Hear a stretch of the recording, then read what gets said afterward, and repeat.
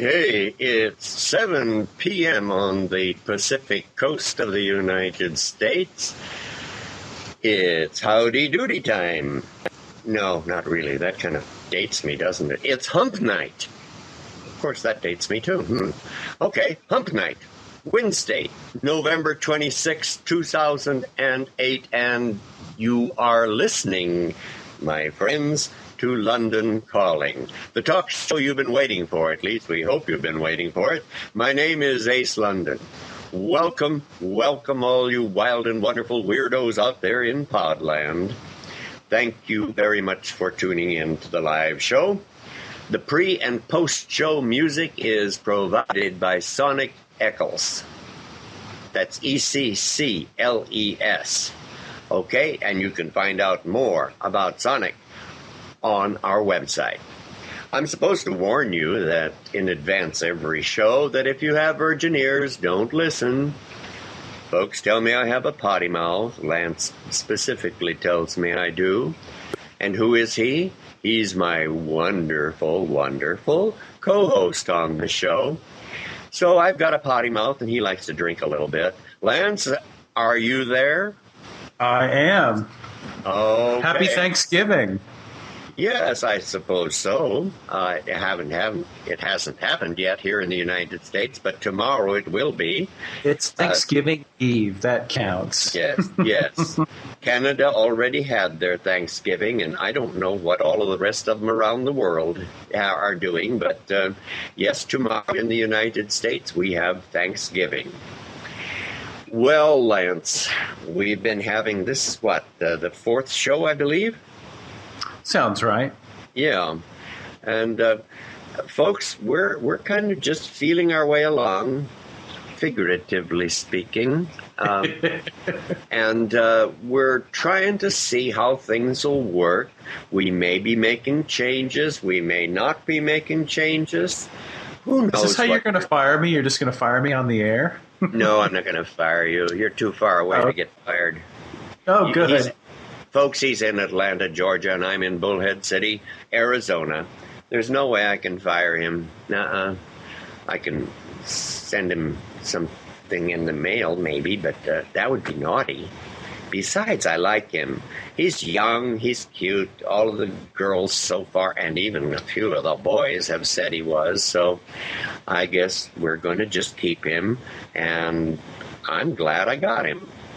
Now, Aristotle, and I'm going to repeat this over and over, so get it through those thick little heads of yours, folks. It is the mark of an educated mind to be able to entertain a thought without accepting the thought. Aristotle said that. He's a lot smarter than me. And so whatever we talk about on the show, all you have to do, since you have the educated mind, is entertain our thoughts. You don't have to accept them. Okay? That's a deal. And by the way, folks, we don't have a phone call in. One of these days we will. But right now, Lance, where can they contact us? They can email us at lundon.calling@gmail.com. And that's London with a U. So it's LUNDON.calling@gmail.com. Okay. So, folks, if you've got comments, critique, whatever, give us an E, okay? And we'll approach it here on the air, or maybe we'll take it up the following show. In case some of you are listening to the podcast of the show rather than the live show, sure, email us, definitely. Want to hear from you. That's the only way we can grow. We need to know what's going on in your mind. For most of you folks know I like silly old jokes. And here's a really old one. Oh, Lance, I'm sure you probably heard it before, too. You heard the joke about the new priest. Well, the new priest at his first Mass was so nervous he could hardly speak, and he asked the old priest what he should do. Oh, I love this. You know it? Yeah? I love this joke. The old priest said he should put a little vodka in his water glass before the Mass, and this would relax him. So the next Sunday, the new priest filled his water glass with vodka. My God, he talked up a storm. After the Mass, he asked the old priest how he did. The old priest said, "Well, you certainly were relaxed enough. But there are a few things here that must be straightened out. Number one, there are 10 commandments, not 12. Number two, there are 12 apostles, not 10. Number three, David slew Goliath. He didn't beat the shit out of him. Number four, we do not refer to Jesus Christ as the late JC. And number five, next Sunday, you said, next Sunday, there is a taffy pulling contest at St. Peter's, not a Peter pulling contest at St. Taffy's. And Father, we do not refer to the Father, Son, and Holy Ghost as Big Daddy Jr. and the Spook. Lance, that's been one of my favorite jokes over the years, and it still is. I love Big Daddy Jr. and Spook. Yep. Father, Son, and Holy Ghost. Oh, that's a perfect lead-in to the holiday season, a little irreverence. Yep. I love it. Well, folks, remember that he who laughs last thinks the slowest, so just keep that in mind. The things that come to those who wait will be the things left by those who got there first. Mm-hmm. That's right. And, of course, you give a man a fish and he'll eat for a day. Teach a man to fish and he'll sit in a boat all day drinking beer. Yes, he will. Lance, what's a shin bone for? And, you know, the SHIN, a shin bone? I have no idea, besides maybe for kicking. No. You can use your shin bone to find furniture in a dark room. Yes. Oh, true. Yes. Mm-hmm. Did you In have a that good case, night? my shin bone is a very accurate furniture finder. Did you have a good night last night? I did. My shin bone must run clear up my leg and include my hips, because let me tell you, Either that or you're a very short man. You know. that's it. Yeah. Did you have a good night last night? I guess I probably just worked last night. I've been working a lot lately. Yeah. Oh, I slept like a baby. Woke up every 2 hours to pee. Mm-hmm. Did you hear John McCain went on, what was the show he was on? He was being interviewed by somebody, and he said, "Yeah, I sleep like a baby ever since losing the election. I wake up every 2 hours and cry." Poor guy. Poor guy. He's got a good sense of humor about it. Yes, though. he does. He always has had. It's good to see him get back to his old self. He kind of turned into a caricature of himself during the... Yeah, he definitely wasn't the same old John that we knew from years past. Yeah. Well, you know, folks, we've been talking about people who listen to a new internet show like this. And these are people with time on their hands. Yes, and they have a lot of class. I want you to know that. And last week, I mentioned a number of people on the Pacific time zone area that are listeners, or if they don't listen live, they get onto the blog thing, or not the blog, you know, the what do you call it, podcast, you know, and so. I've said what I'm going to do so that you will know who listens and what type of people listen, etc. So now we're in the mountain zone time tonight. And I'm going to make a toast to those in the mountain zone. And by the way, you know, if our show gets big, it isn't because Lance and I have made it so. Anything worthwhile has never been built by one man or so. It really takes a village, and I thank Hillary for that little thing. But the mountain time zone, Arizona, Montana, Wyoming, Utah, Colorado, New Mexico, and a half of North Dakota. That's the mountain time zone. And I think there's, a part of, half of Idaho. Did I say North Dakota? You did. Lance, are you paying attention, Lance? Are you? I am. Okay, Like, I'm not. I am not going to lie. Do you know what I'm doing right now? yeah, but I don't dare. This will test how tuned in you are to the cultural zeitgeist. I'm sitting here looking at the video slideshow on RottenTomatoes.com for the movie Twilight. Are you following this at all? All this hysteria The about vampire thing, yeah. Mhm. Yes. Well, Ace. So you are culturally literate. I love it. So yeah, I was totally engrossed in a photo of Robert Pattinson. I'm sorry. I'm showing my true colors.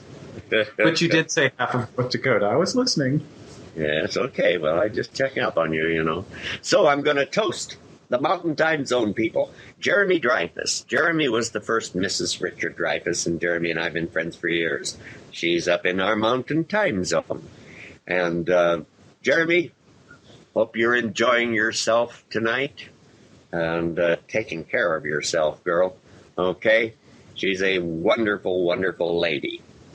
And let's see, Patrick Boyle.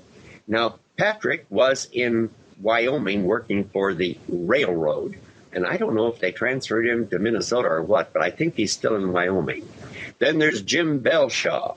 He is a reporter down at the New Mexico, Albuquerque paper down in New Mexico. Angelique Midthunder, also down in New Mexico. Wonderful, wonderful, creative director, actress, and Native American. And she's done some wonderful things. Angelique Midthunder. Look her up on the internet. Then there's Dr. Kathy Barr at Chadron State in Chadron, Nebraska. Alice Pullens, also in Nebraska. I've known Alice for years. We work together.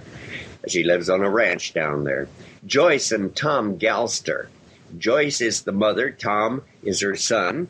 Tom is living with AIDS. And they're up in Montana. And they've said they are definitely going to be listening to the show. Matt Wogan in Colorado. Another terrific guy, and he and his mate live there in Colorado. Acelia Lewis and the Boulder Pride in Colorado. That's a wonderful group. Chris Diedrich, also in Colorado now, going to the university or Colorado State or something or other. Anyway, I worked with him a few years back. Nick Neary in Colorado. Zach Dunlap in Colorado. Scott Coors and Dr. David Hurt in Colorado. Scott is like an adopted son of mine. Yes, and he's a part of that Coors family. And I've known him now for many, many years, but I've known his father much longer. And Dr. David Hurt and Scott are life partners. They live there. Jeff Weaver, also in Colorado. My goodness, a lot of Colorado people listening in. Laura Huggins. My little angel, Laura Huggins. She's going to be having a baby real soon up in Utah. Travis Clark in Colorado also. Carol Crawford Wolfram in Utah. My God, I've known this girl since she was like 19 years old, or maybe somewhere around there, 18, 19. And she was a vocalist and such, and I helped her get singing jobs way back in the 60s, I think it was. I don't know for sure, but we're two old-timers now almost. And Meredith O'Connor in Wyoming. And I missed this last week. This is from the West Coast one, too, but she called and said, "I'm listening, Ace. Debbie McClure up in Reno." She's a bowler. Let me tell you, a good one, too. Now, my South Dakota friends that are tuning in. Oh, my God, listen to this list. Betty Dancing Eyes, Ira Taken Alive, two wonderful Native American friends that I have back there. Weeda Johns, Eric Krantz, an old roommate. Roxy Peterson, and by an old roommate, I'm gay, he's straight, so don't get in touch with Eric and say, "Oh, you were Ace's roommate." Whoa. Okay. Anyway, Roxy Peterson and Patricia Svarstead. Our birthdays are almost all the same day. We're a little Leo babies, and I miss, since I moved out here to Bullhead City, I miss our yearly get-together for a dinner with Roxy and Patricia. Dee Anderson, an old boss of mine, wonderful gal. Deb and Kurt Cressy and their family, listen. Will Adams, another one back there who works for human rights. Joshua Cook, college student up there as well. Kathy Didier. Kathy used to be part of the owner of the old Alex Johnson Hotel there in Rapid City. Tammy Hayes and I worked together. Thomas Hussein Held. He's one of my Democrat friends that changed his middle name to Hussein. Ha! I love it. Did he do it legally, or is this just a fun thing he's saying? Recently, and I don't know if it's legal or not, but he did it recently. Then Steve Zukowski, we call him Zook. Zook works in the entertainment industry in the catering business for the TV shows and things like that.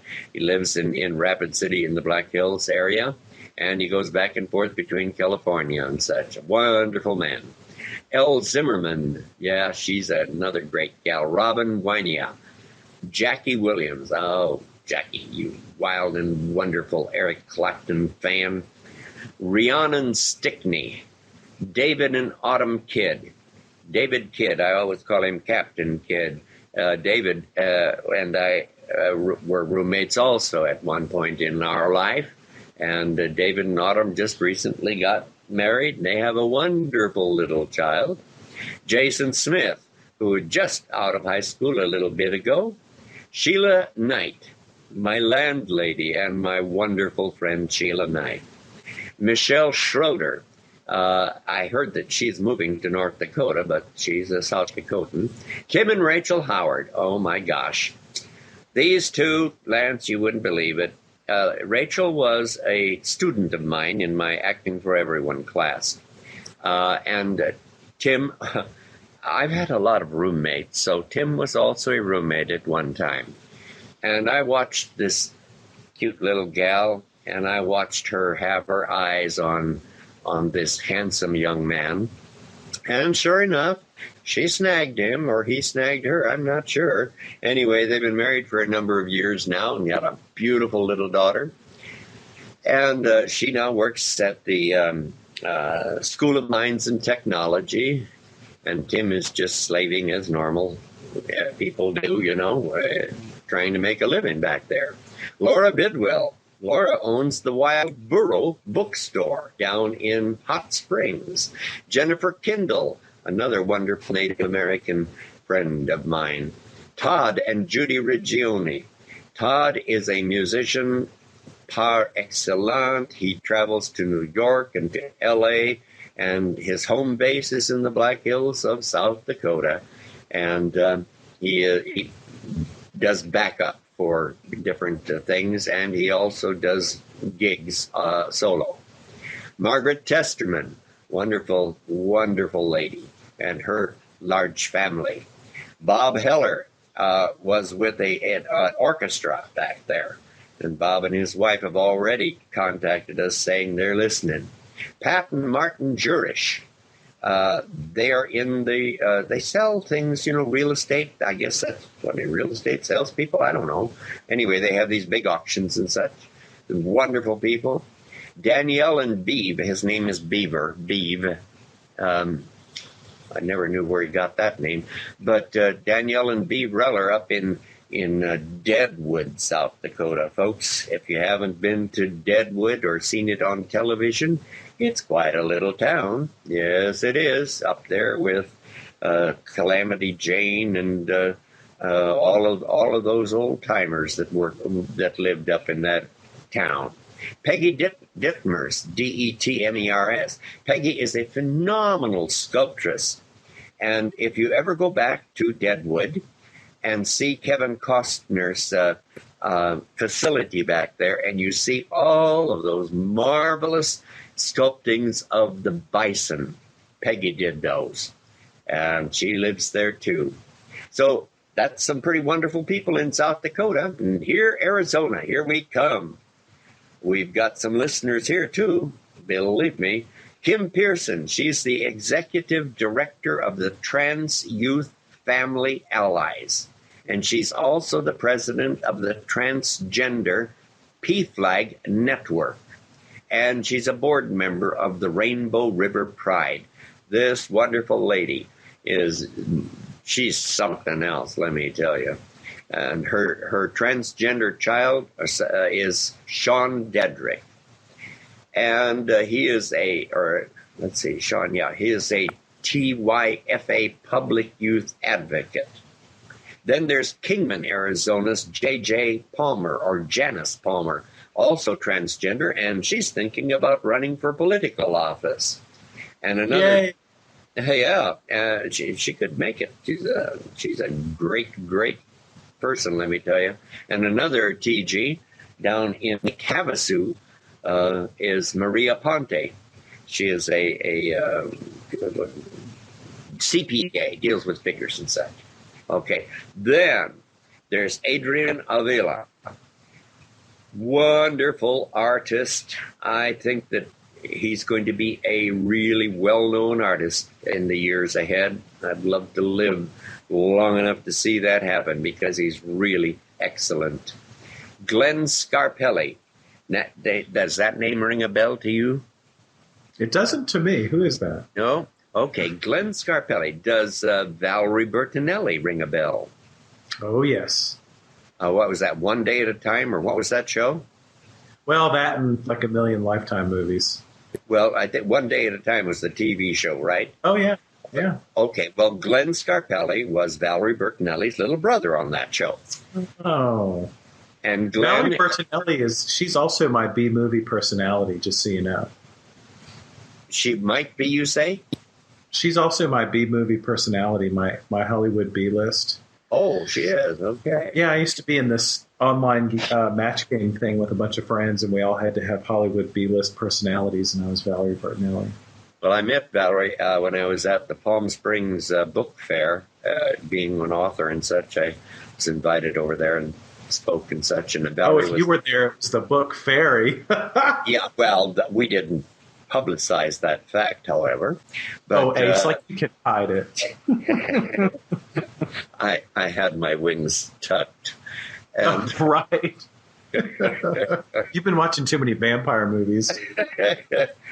And Valerie, I met, she's much prettier in person than she is on the screen. And it's usually the other way around.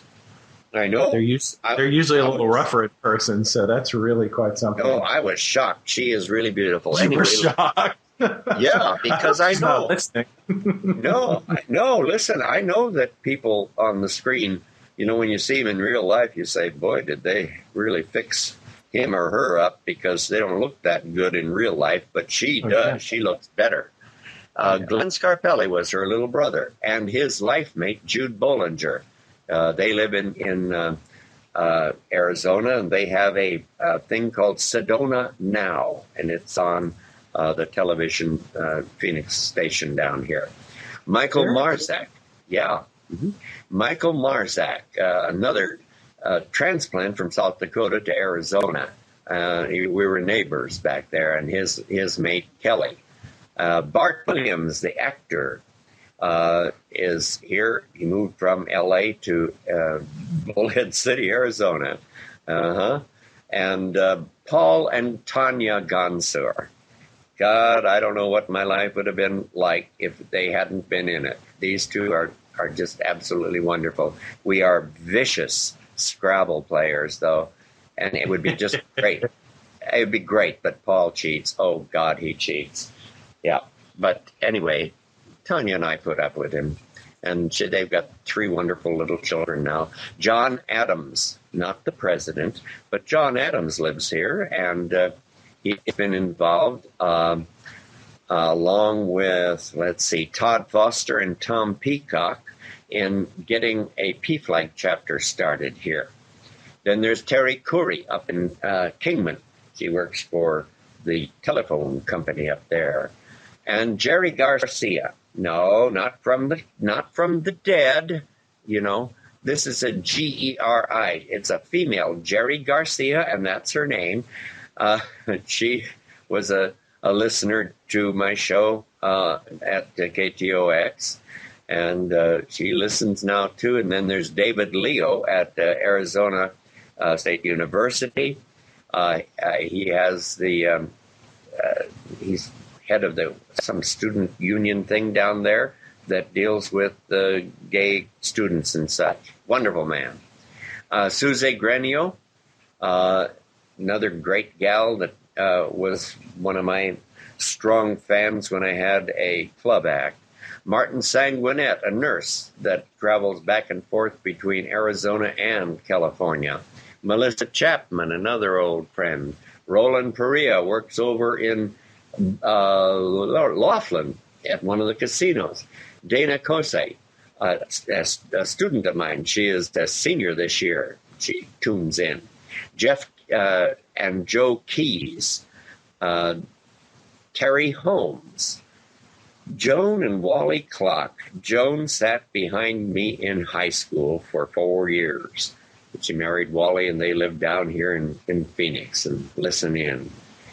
Jennifer Lott, another listener from the KTOX time, and Tutu Martin, believe it or not, that's her name. They were KTOX listeners who followed me here to the show. And then there's the River Valley Artist Guild members, Ellen DeLong and Nana Hanlon, who are listeners to the show.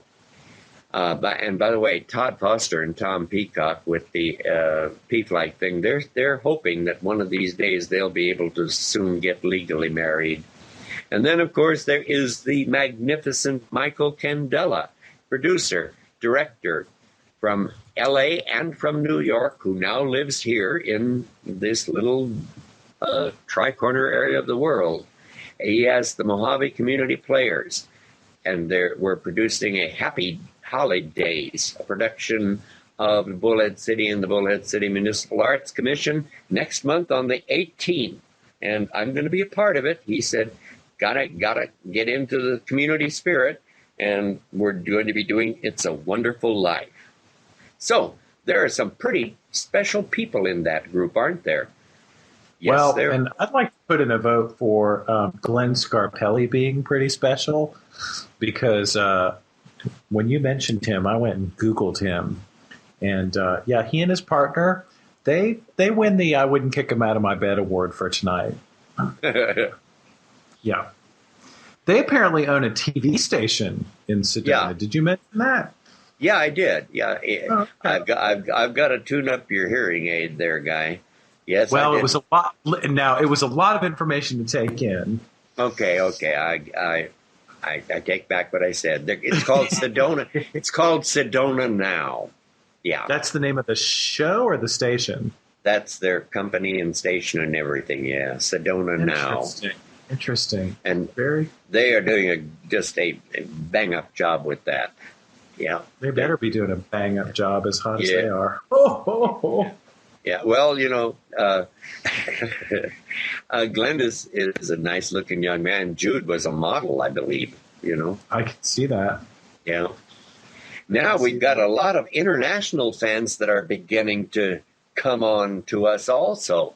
So we're going to do a toast to them. You got your little clinkle glass? I do. Can you hear the ice clinking in my glass? Well, let us do the clink then. Here we go. Okay, folks, we're going to do a toast to our international podcast fans. To the man that turned me on to Facebook many, many moons back, Dennis Campbell up in Canada. I was going to say, you can't count Canada. Oh, sure. Oh, no. That is not America. That is Canada. Well, okay. Keep going. Yes. And you don't want to tell them that they're American. I didn't say that. I'm just saying, when you say international, I think, we have this big overseas. Oh, yes. Well, we'll get there. Diana Plesko up in Toronto, the actress, beautiful actress up there. Elaine Grenon in Sudbury, Ontario, Canada. Dave Craddock in Calgary. And also Christopher Cham in Calgary. Ron Hussein Brown in Toronto. Yeah, another Hussein. Yeah. Dima Dahab in Toronto. Richie K. Hamilton in Ontario. And Kanya Makan in Toronto with an Arabic radio show up there. Then there's Lars Loge in Bergen, Norway, with Flimmer Films, and Frederick Monroe Freer in Atlantida, Uruguay, and Adriana Opitz in Frankfurt, Germany, Gregory Warren, a marvelous operatic tenor star in Berlin, Walid Abi in the UAE, Amy Sun in China, Matthew Emery in Bradford, United Kingdom, and Patricia Leroy in London, and Paul and Sid in London. So we've got some good international listeners. I heard from Amy San in China. It's they're like, I think, 15 hours ahead of us or something. I thought it was like about 12, but they're a day ahead. It's like, so it's like, what, Thursday morning? Yeah, and the whole country of China is on one time zone. Yes, and it's synced to which city? Can you tell me? I don't know. It's not hard to guess. It's central planning.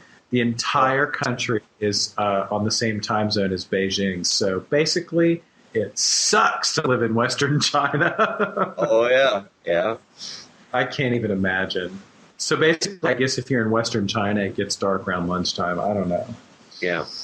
Have you heard about this new film that, I don't know if it's out right now or not? I already mentioned Twilight. Yeah, not that film. What's it called? Milk. It is out. It is now playing in Atlanta, and people are going crazy and seeing it. A bunch of the PFLAG parents here in Atlanta went and saw it this week. In fact, what's today? Wednesday? Yesterday, in fact. Or maybe it was last Tuesday. Well, there are a lot of people in the gay community that are upset with, let's see, what's it called? Cinemark. That's the theater chain that has it. Yeah, because who was it? Alan Stock is his name with Cinemark. He donated around $10,000 to Yes on 8.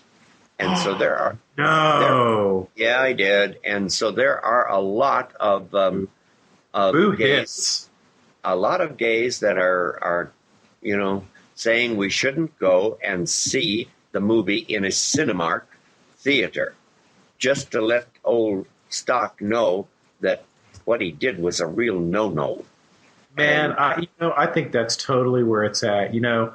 Call it a witch hunt, call it what you will, but I mean the number of, you've heard the stories. There's the big restaurant in LA that everybody goes to, for margaritas or whatever, and come to find out the owner gave to Yes on 8, and it's like, hello, what do you think? Angela Brooks up in Reno. She is an editor at KTV and Channel 2 up there, and she also has Reno Out magazine and Reno Out radio. She's a writer and the host up there. She's pushing the idea that the promotion of Gus Van Sant's film Milk should be boycotted if it's being in a Cinemark. She said, if 1,000 of us commit to see Milk at a competitor's theater instead of Cinemark, at an average cost of $10 per ticket, which is, I guess, what you're paying for movies these days, right? And nowadays, people need every dollar they can get. Well, she said, if 1,000 only of us do not go to see Milk at a Cinemark theater, that will cost Mr. Stock $10,000 of lost revenue, which is what he spent on his donation to Yes on 8. So, she said, we really want everyone to see Gus Van Sant's Milk, but the CEO of Cinemark Theaters, that includes Century Theater, Cine Arts, and Tinseltown, thinks he can make large donations to Yes on Proposition 8 and he's more than welcome to, but still profit off of Harvey Milk's legacy. Well, sit on a tack, Mr. Stock, because I think there are going to be enough gays that are not going to go to your theater to see it, and you'll do a little thinking before you do support. Let's just have a little activist moment here, shall we? I have just used I have just used the internet to do a little activism on Cinemark. And here's the deal. If you Google Cinemark theaters, you get their website, and you can enter your zip code and find out if there are Cinemark theaters where you are. I just did my zip code, and apparently there are none in Georgia, thank goodness. I also just randomly a New York zip code I used to live in Manhattan and didn't get anything. It appears that they're in what Sarah Palin would call the real America. So let's read off some states where people might want to make sure they're not going to see Milk at a Cinemark theater. Okay. I'm seeing Indiana, Texas, Oklahoma, Illinois. Bear with me. Next page. Arizona, Mesa, Arizona, in fact. Ohio, Louisiana, Missouri. All right, next page. Mississippi, Jackson, Mississippi, Virginia, Kansas, California, Lancaster, California. Let's see what else. Google Maps is a wonderful thing because you can just type in Cinemark, because I wasn't going to sit there and enter billions. There is a Cinemark in Georgia. It's in Fayetteville, Georgia. Well, bless those people's hearts out in the suburbs. Massachusetts, Hadley, Massachusetts. There's a bunch, it seems, in Texas. They're really in the middle of the country quite a bit. Let's see. Well, when you were listening to, all of these wonderful people that are they're all over Dallas. Ooh, people in Dallas, don't go to you need to really look out and make sure you're going to the right place. Well, hey, I'm glad you brought that. They can wait and get it. They can wait and get a copy of what's it called, a CD or whatever it is. Oh, Ace, you know what it is. It's a DVD. It's what you get your porn on. Oh, here's a new state, Iowa. I wear those, don't I? DVDs? No. BVD. Kentucky's another one. Let's see. Tons in Texas. Basically, if you live in Texas, you just got to really... That's like walking out in the front lawn and trying to step in shit. Okay, here's some more Mississippi, Illinois, Colorado. There's one in Colorado. Definitely the middle part of the country. Pennsylvania, North Carolina, Wisconsin. Bear with me. Searching. One moment, please. Utah. I'm sure Nevada. New Mexico. I don't think I've seen Nevada yet, but I have a couple more pages. Let's see. Some of these are probably repeats. I'm just skimming through them real quick just to list the states so that our... Well, when you're skimming there, folks, you have been warned. You have been warned. If you're gay and you know... If you're gay or an ally, basically if you're a decent person. Yeah, if you're a decent person and wanted to... Or it's enough. No one ain't past, No. Think about it. Oh, and we've just heard from and Montana's another state. We've just heard from our producer that there's a link on the Lundon Calling website to the Cinemark website. And, of course, our web address is lundon-calling.net, and that's LUNDON-calling.net, which is a tremendous resource. And you know what, Ace?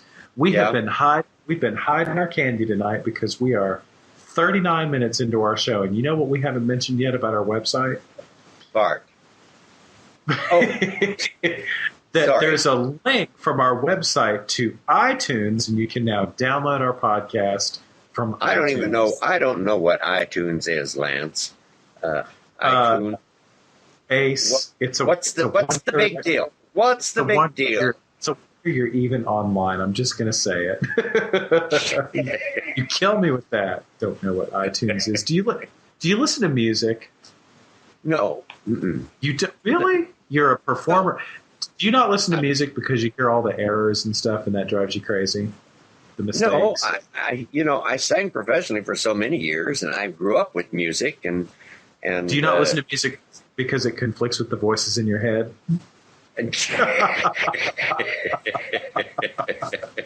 You're like, stop interrupting. Folks, I said I liked him. In the beginning of the show, I said I liked him. Just forget I said it, okay? You can't fire me because you'd have to travel 1,892 miles. It's not worth it. It's easier to just put up with it. No, iTunes, well, Okay, so Ace. Okay, You've how can our listeners benefit because we are I don't now, think any of our listeners have an issue. I think you're the one with the issue. well, listen, I'm not the only stupido out here. iTunes is what we, Ace, the rest of us, use to listen to music. Okay. So No, it's how come our a show is software on- application. How come our show is on iTunes? We're not music. You're not a singer. Oh, because iTunes is chock full of podcasts. Have I never Oh. told you? There's only one podcast that I listen to, and I get it off iTunes. Yeah, Bill Maher. Well, I wanted to leave it to you whether you wanted to do a plug for another show, because of course we're the only show worth listening to. But I love Bill Maher. Always have. Bill, listen. Up until Election Day a few weeks ago, Bill Maher was my tonic. He was my dose of sanity in so many ways. Well, up until our show, Bill Maher was the best. Exactly. Yeah. Now okay. I'm sure he's upset. He's like, oh crap, my career's over. Obama's in the White House, and Jason Vance have their own damn show, and now it's on iTunes. Well, folks, Time to go work at a Cinemark theater while I can still get a job. Well, folks, we hit the big time. We're on iTunes. So those of you, Which Ace still doesn't know what it is. evidently all of you out there, you know how to use iTunes, so do it. And I'll sing for you on it or something or other. Or you can, I guess, hear the show. How about that? Okay. Yeah, I have iTunes on my computer. I just don't know what it is. You see? It's something that you click on and then things happen. I know I click on everything. Yeah. I'll bet you do. You should really try it. Here's the deal, and actually, I'll just tell you a little bit about what I've been up to. iTunes allows people to take all their old CDs. Do you have CDs? Do you have music on CDs? No. Oh, Ace. Do you have music don't. on anything? Cassettes, No. 8 tracks, vinyl, nothing? I have chic music from the early 1900s, late 1800s, and mid God, you're such a fag. I love it. and mid 1900s. I've got original chic music, Okay. Well, which I probably okay. will sell. If I get a good enough offer. Sell it before it burns to a crisp. You're only in the second highest place in the country. I lost about 2 feet of sheet music in a flood in a garage that we had. That stuff sucks. But I've got some left. Well, you know what a CD is, right? Yeah, that's that little round thing. Mm-hmm. It's a little round thing that sometimes you see dangling from someone's rearview mirror. Okay. Well, we have this cool thing now called, the cup holder on your computer, the thing that slides out, where you push a button and it slides out and you can put your coffee in it or whatever. Yeah. That's what I use it for. How did you know? Yeah. You know what some people do is they actually put their CDs in there and push them in the computer. And the computer, are you sitting down for this? I'm sitting down. You slap it to me. Oh, God. People aren't usually sitting down when I'm doing that. The computer imports the music and turns it into electronic files, much like, you see where all this is going, the electronic file that is our podcast. Now, Ace, we have migrated you from a radio talk show host to a podcast host, so surely you've got to understand this concept. Okay. Digital files. iTunes is not only a piece of software on your computer that you can use to manage all these electronic files of music, fabulous podcasts, all 4 of them, which would be ours, et cetera, but, and here's the really cool thing, iTunes is connected to, the big Steve Jobs Satan Corp master computer in California, and it allows you to purchase songs and download podcasts via the internet. Okay, Really, what's this really thing? Okay, Lance, what is this? It's the next best interconnected network in this country since indoor plumbing. Okay, well then I'm glad we got the Spider-Man that put it on. Yeah. Oh, Okay. absolutely. Now We I have gotta. we have to thank our producer. We never give him credit. The wonderful, lovely, and talented Mike. I will just call him an angle for now because I know if I say the other word, he'll reach through the Yeah, microphone, through iTunes, and just kill me. yeah. He definitely is not an angel. And then I would definitely be fired from the show because I'd be dead. Uh, what is this thing on our London Calling website where it says you should register and such? Is that important? That's the next best thing to knowing that we're on iTunes. It is very important that people be members of our website because membership has its privileges. Not that the naked pictures of me are up quite yet, but membership definitely has its privileges. One of which, of course, that people can comment on our blog postings, and we don't censor those comments, so people can. If they're registered, they can do it. If they're registered, they can comment on the site, huh? Exactly, and people have been commenting quite a bit. You posted a blog that has 14 comments. You see, that explains some of my older friends, my age or a little younger, have said, I wanted to say something, but it wouldn't work.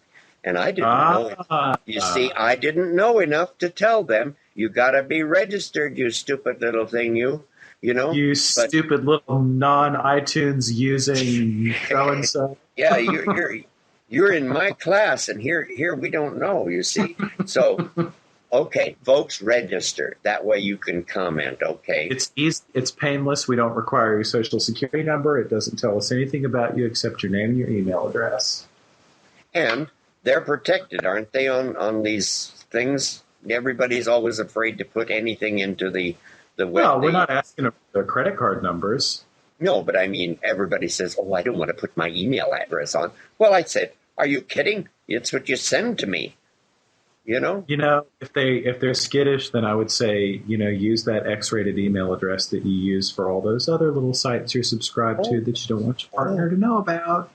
Yeah, just in that category, because that's pretty much what we are.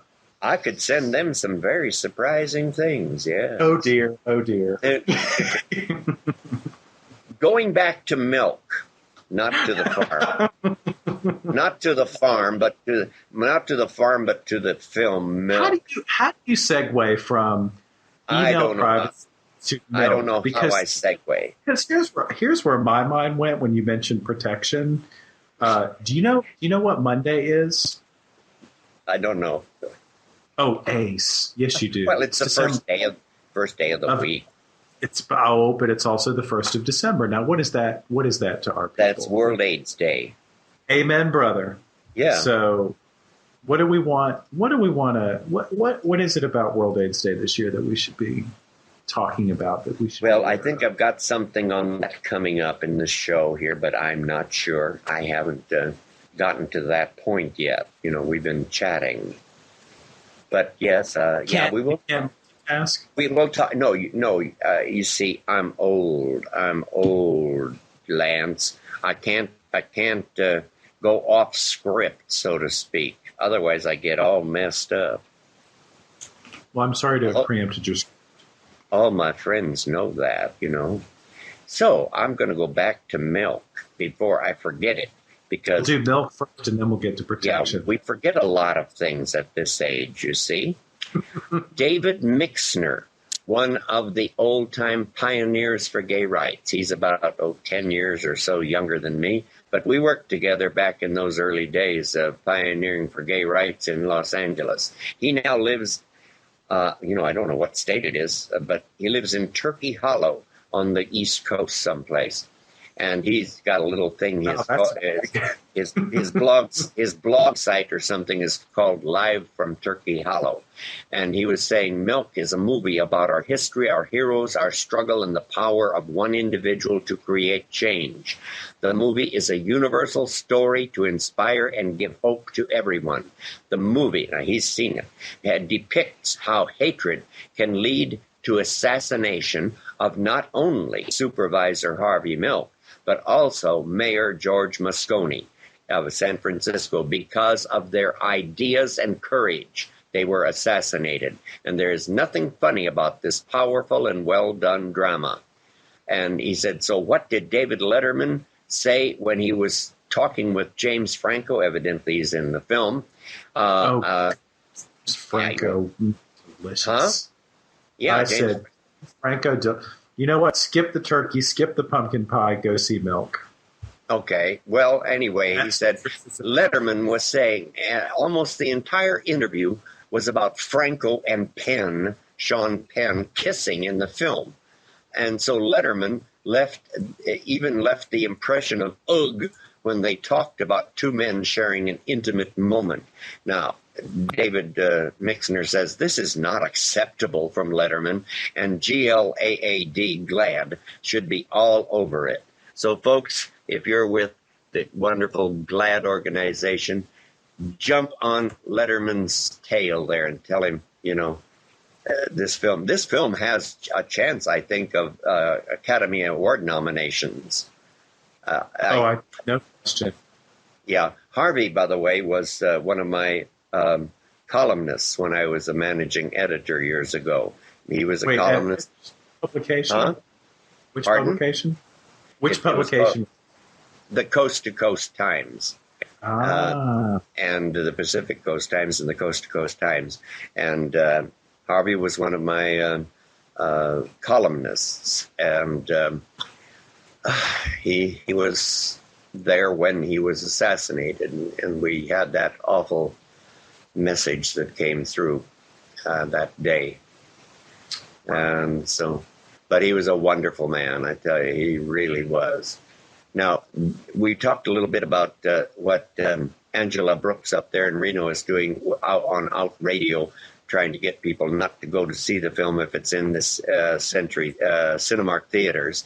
But, gays have accomplished things through boycotts. We may only be 8 or 10% of the population. We put the boy in boycott, didn't we? What? I said, we put the boy in boycott. Get it? Well, we certainly did. We even put the girl in girlcott. But the boycotts have been important for our progress. Years ago, this was during the time that I was also an editor, the Coors boycott began. And all the time that it was going, it was definitely working. The gays were not drinking Coors beer any place, anywhere, anyhow. And yet there was something that just kind of, it smelled, and so I decided I'd better do a little investigation, and took another one of the our reporters that we had and myself, and we began working on the article. It took us many, many months, but during that time, we found out that behind the boycott was also a what do you call it? One of those subterfuge or whatever you want to call it, the union. And I am a pro-union person, but even unions can. Arizona Obama voting Republican. What has happened? Even unions can become rotten. And are you also a pagan? I beg your pardon. I didn't promise you a rose garden. Just because I don't go to a church? Okay. I'm just messing. You're messing, all right. Anyway, I found this blog is now on our website. We just got a note from our producer, Dave Mixer. Hey, he'll be happy. That'll be. By the way, Turkey Hollow is apparently a really, really small hamlet in not even upstate New York. It's like far suburban New York City, about 2 hours. It's not New York. It's not New York. Well, I just Googled a New York Times story about his David was recently up in New York, but the article is called "Do Ask, Do Tell," and it says the lead is It's not the first crime I've committed, said David Mixner as he prepared to toss an apple into his backyard in Livingston Manor, New York. Now, let's see. There is a reference to Turkey Hollow in here. I hear what you're saying, though. He obviously, let's see. He looked in Sullivan County, found a ranch house under construction in a concave, mountainside. That doesn't sound very New York. Called Turkey. Well, it doesn't really say what state it's in. It wasn't going to be in the Hamptons. I think it's Sullivan County. I think it's Sullivan County, New York. Okay, he's not in Livingston Manor. And Turkey Hollow may not be in Livingston Manor, but let's find Sullivan County. David's a good man. Good man. Yeah. I did Google it. I got some weird result, and I was like, there's just no way that's where he lives.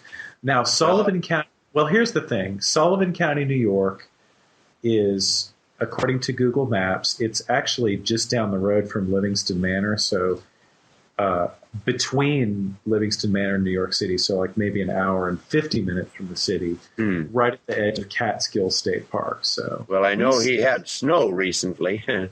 Well, then that means he's not in Florida. No, not Florida. Yeah. Anyway, I wanted to say this, that the Coors boycott, now David was involved with all of that too, and there were a lot of gays that were very, very much for it.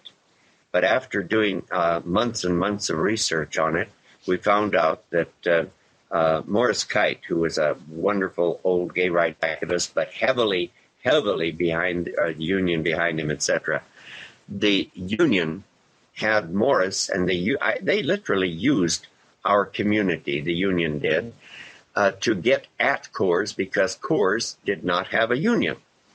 And because in the Coors brothers, there was Bill and there was Joseph, and Joseph was one of those ultra-right Bible bangers, you want to call it. Well, at least his wife carried a Bible all the time. But right. He donated to anti-gay causes and such. And so the gays thought this was a good person a good company to boycott. Well, as it turned out, the gays were being used by the union to get at Coors.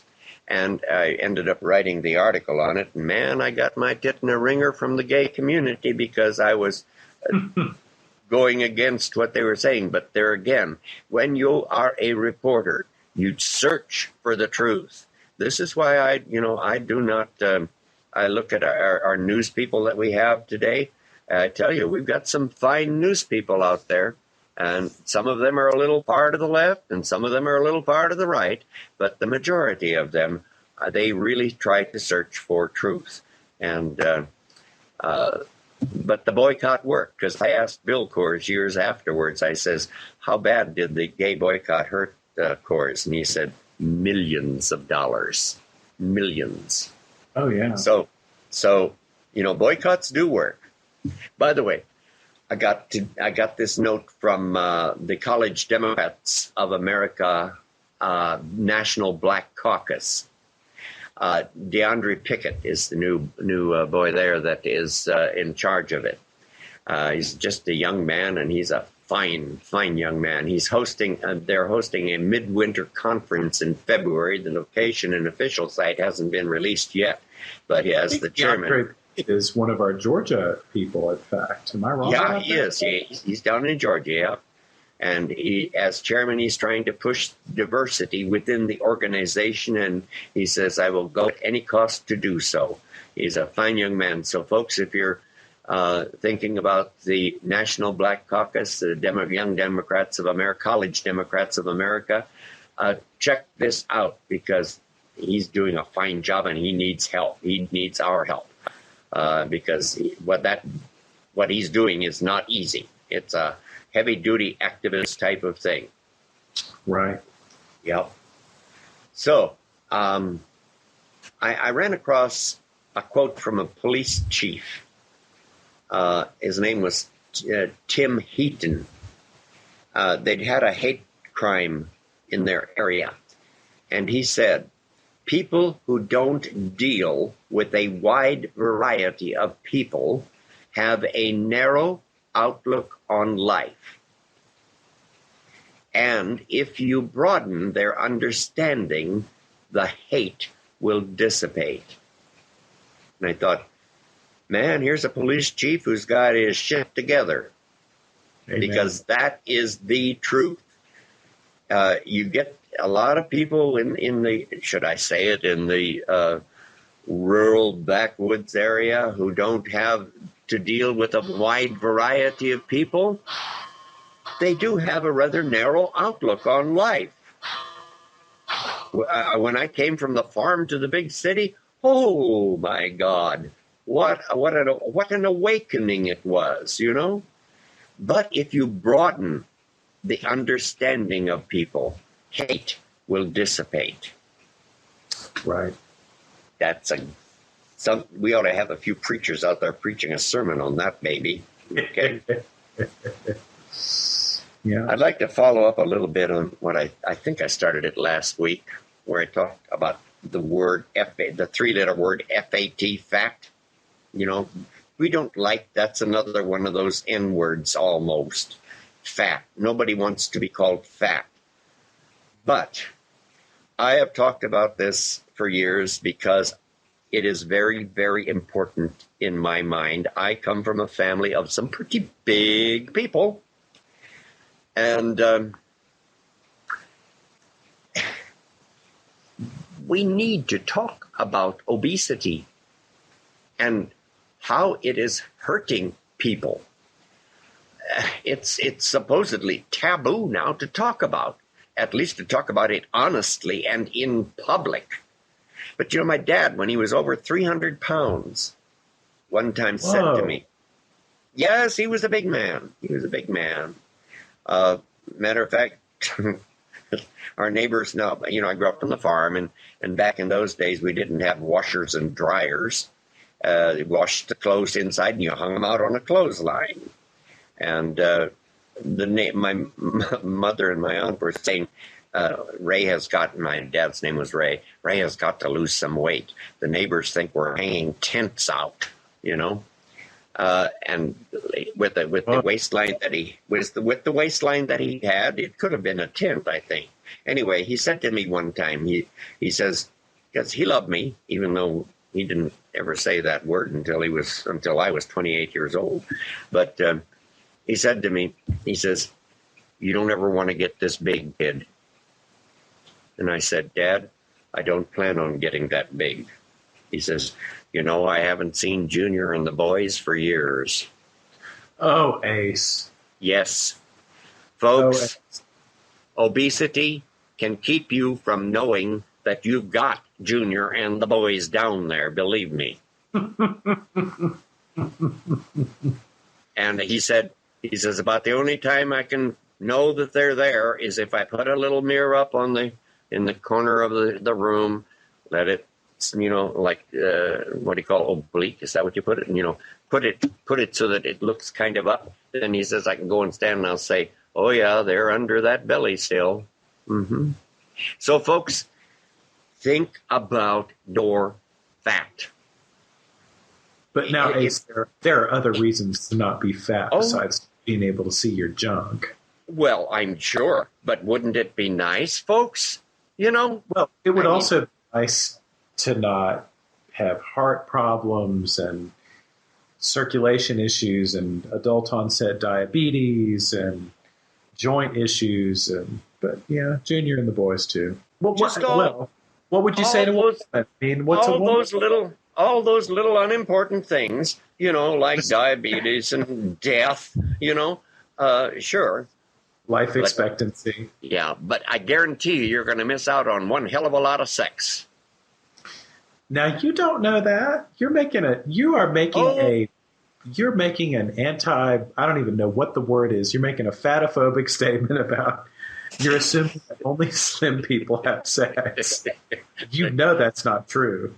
No, I know there are tubby chasers. Yes. But not even that. I mean, it's just, you know, two big people can get together too. I know, if they can find a bed to hold them. Ace, you're terrible. Okay, let's raise the level of discourse just a hair. I was looking at David Mixner's blog, Notes from Turkey Hollow or Live from Turkey Hollow, or whatever he calls it. It's linked on our website, but it's davidmixner.com. He started out as a peace activist and embraces all sorts of Yep. issues. Yep. Even I think a lot of people knew him as the "Don't Ask, Don't Tell" guy during the Clinton years. Well, he But worked the for person Clinton. who protested the policy. But at the top of his blog right now, he's got 10 surprising facts on climate change. I'll just read you some of these because they're really interesting. It's really a bunch of numbers. The first one is the number 4, which is the hours in which the world loses acres of tropical forest equivalent in size to the island of Manhattan. 20 is the percent of all global CO2 emissions caused by deforestation. 2 trillion is the amount in dollars that burning and clearing forest costs the global economy every year, as valued through lost freshwater, food and timber, and carbon reduction. 70 is the number of species of South and Central American frogs that have gone extinct, likely due to climate change. 95 is the percent of living coral that Australia's barrier reef may lose by 2050 due to climate change. 95%. 25 is the percent of all land animals and plants at risk of extinction due to climate change. 25%. 25 is also the percent of all emissions reductions called for by 2050 that could be achieved by conserving and restoring tropical forests. 143 million is the acres of forest that Conservation International, capital C, capital I, has helped conserve over the last 3 years. Okay, that was an ad for them. 40 is the number of cars, trucks, and SUVs' yearly emissions offset by conserving just 1 acre of threatened tropical forest. 15 is the cost in dollars for protecting 1 acre of forest with, again, an ad for Conservation International. Protect an acre today, they say. Very, very interesting. Well, David For David Mixner, it's Earth Day today, even though World AIDS Day is what we should be talking about. Yeah. Not that the Earth is ever off topic. David is not only an activist for gay rights, David is an activist, period, I tell you. He's just in love with the liberal agenda. Just say it, Ace. He's for human rights. Now, if human rights is a liberal agenda, then I guess I'm a liberal in that area because I'm a flaming liberal. Amen. I believe in human rights, you know? Yeah. Hey, did I tell you that I was stopping smoking cigarettes? Okay, there's a punchline to this. There is. Yeah, what is it? I'm smoking a pipe, Exactly. and I'm smoking cigars, and I'm barking at the dog instead of the dog barking at me, but I am actually quitting smoking cigarettes. Not that I want to. I smoked for 60-some years, and I like it. It's just that I think that, all of this don't smoke business that's going on these days, this new fad. I think it's probably bad. I've had for about the last 50 years.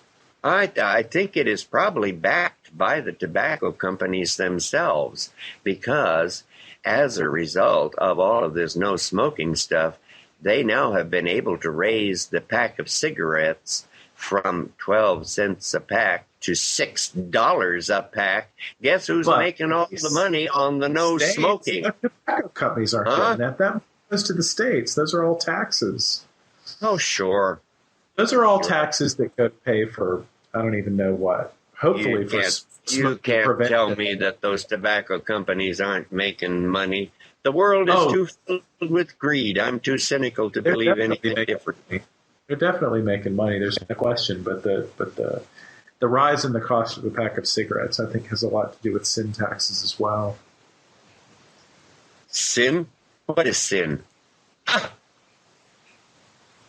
Who made that one up? Sin is anything that we do to turn away from God. That's why Mother always said I was going to hell if I smoked, or said darn, I guess. Yeah. Well, Mother, you're up there now. You can hear me, and I'll be seeing you one of these days, and you're going to be so surprised. Yeah. What's your notion of sin? I don't believe in it. Interesting. What do you believe in? I believe in love. Yeah, but how do you if you can't talk about sin or you don't have a notion of sin, how do you frame a discourse with someone where you talk about, take all the loaded words out of it, take sin and God and all of that out of it, but how would you frame a discussion with somebody about how to relate to their concept of the divine and how to lead the right life? What would you Well, say? there is a positive and a negative to all things, a yin and a yang. And I guess you could put sin in one of those categories. It's negative. You could put taking care of the poor people on earth as a positive. That it's just so simple. No sin, just positive and negative. You can be positive, you can be negative. But Ace, that's too easy. You have to give people the Oh, tools. Dad always used to say, keep it simple, stupid. Right, but here's the thing. I think, and this is just, me, this is me using the Christian vocabulary. I'm not saying it's the only one. But No, it's one of the many. But what I like about describing sin as a turning away from God is that if you really think about what that means in spiritual terms, what it's really about is anything that turns your attention toward the material and away from the spiritual. In other words, having a cigarette really is on many levels a sin for a variety of reasons. And I'm just using these words as shorthand. They can symbolize, as you say, just the negative. Put that drink down. Put that drink down. Exactly, I heard the tinkle in the eyes. Oh, I've been done with that drink for a long time. Okay. I'm not pouring them tall enough for a 2-hour podcast. I'm going to have to work on it. But no, I mean, you raise that's a good example. Having a cigarette, you could say is a sin on several levels because, number one, you're actively destroying your body, which is, a part of the earth's creation. It's your temple. It could also be viewed as self-indulgent or materialistic because you're contributing to the consumption of resources that could be better spent, as you said, helping those who are less fortunate. It's like I told the minister that I was talking with one time. I went to his church, and he was talking about the evils and the sin of homosexuality and of drinking and of this and that and the other thing. And after the service was over, I said, Pastor, you missed a big one. And he says, well, there are a lot of sins. And I says, yes. I said, I wish that you would probably one day talk about the sin that you are so entrapped in. I said, how much do you weigh? About 340 or so? So there must be a sin. There must be a sin of gluttony in there someplace, Pastor. So get real. Get real. Don't just get theological. Not only that, but can we talk about the admonishment not to judge others? I mean, that's what kills. Yeah. Well, but I mean, that's what he was doing. He was sitting there and judging other people. If you're religious, you end up judging. You've got to, because that's what they're taught. Can't say that. I'm religious and I don't judge people. I do judge people. I judge people based on their tragic fashion choices. I will cop to that. Maybe you're not religious. Maybe you just think you're religious. You're not, probably. You might be spiritual. What's your definition of religious? Religio in Latin means to believe. I'm a believer. I believe in something. I believe in a spiritual. I believe in. I'll tell you why. And you see, you probably don't know this about me, but I'm actually an adult convert to Christianity. Mm-hmm. I was raised a good old-fashioned atheist, and actually converted after reading, of all things, an interview with the Dalai Lama in Mother Jones magazine. This was 10 years ago. And I'll never forget it because what he talked about was he said, he was commenting on all of these sort of American Buddhists, like the Hollywood stars and whatever. And he said, I find it so fascinating that all of these people run headlong into the arms of a religious tradition that I regard as a very difficult, rule-bound, tradition, he said, when I see what they practice, to me, it strikes me as sort of Buddhist light.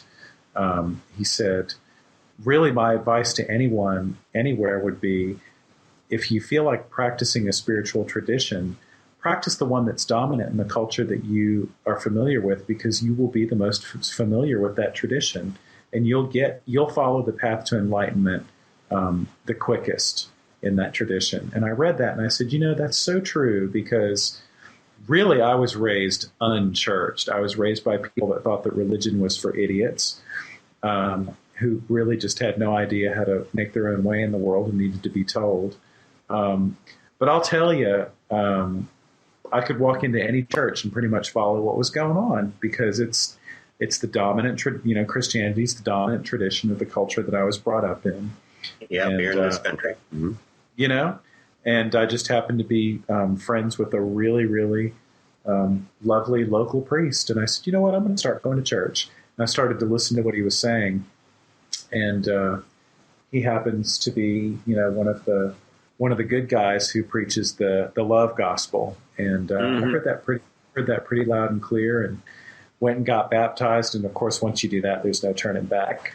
And that's so me, by the way. I followed the little journey and the little path, and of course did it in the Episcopal Church, where the average Episcopalian doesn't believe they need to bring a Bible to church, much less open it and read it. That's the priest's job. And after 6 weeks of really, really confirmation light that would send any self-respecting Roman Catholic screaming into the night, there I was with the Bishop of New Hampshire. Oh, and you'll love this. He was Gene Robinson's predecessor.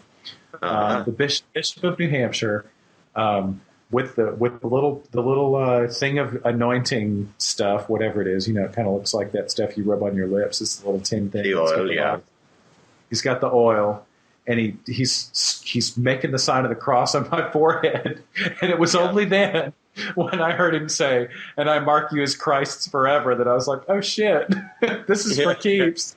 But that was 10 years ago. And I'm here. As I mentioned in my autobiography to the kids and such, religion, organized religion, I feel, is important. It does have a place, even if it was started by the state and the power brokers. Absolutely. But it is important because... Well, it wasn't started by the state and the power brokers, but they got in on it pretty quick. Yeah, it's important in the same sense that a hospital is important. When a person needs a doctor and they are in dire straits physically, they go to a hospital to get help. When a person is in dire straits emotionally, mentally, they probably would get a lot of help from any organized religious group. Therefore, religion does provide crutches. That's a very trusting and broad statement. Yeah, religion does provide crutches the same way that a hospital will provide crutches for a person who is not weak enough or not strong enough to function on their own. Therefore, it is important. And as Aristotle said, folks, it's the mark of an educated mind to be able to entertain a thought without accepting it. You don't have to accept anything that we're saying here, but I ask you to think about it, okay? Yes, yes. Well said, well said. Well, where I thought you were going with that whole crutch thing was, you don't need to walk around on crutches for the rest of your life. Like, religion's cool for the crisis moments, but then, Some people, unfortunately, get so involved that they can't get rid of the crutches, and they are totally dependent upon the tenets of their particular theology to see them through the rest of their lives. And they can't think for themselves. Anyway, let us go on to the next little topic here. I was reading the Los Angeles Times, and in the November 12th issue. Council of Los Angeles declares the Black Cat, scene of the 1967 protests, as an historic site. Silver Lake Bar, recognized for gay rights activism. Now, Oh, this goes back to your friend that you talked about last week, Jim Kepner, right? Jim Kepner. Yeah, he knew about it, of course. I heard about it. I was He married, was supposedly instrumental. I remember we talked about this last week. and I He heard was about he was this a bar. badass. He was like pre-Stonewall. Yeah, and this is in '67. This is before Yeah. Stonewall. 2 years before. And the Black Cat, a Silver Lake bar that was home to the gay rights movement out there. The word gay didn't come into existence until '69, but this was '67. As applied to us. Happy gay, yeah. But gay, not the other way, yeah. Right. The gay rights movement. On Friday, the council there named it an historic cultural monument. The bar was the site, and we heard about this back in '67, of a police raid and subsequent protests, predating, of course, the Stonewall riots in New York by about 2 years. The LA City Council's vote for historic status came 4 days after voters passed Proposition 8, which amends the state constitution to define marriage as between a man and a woman.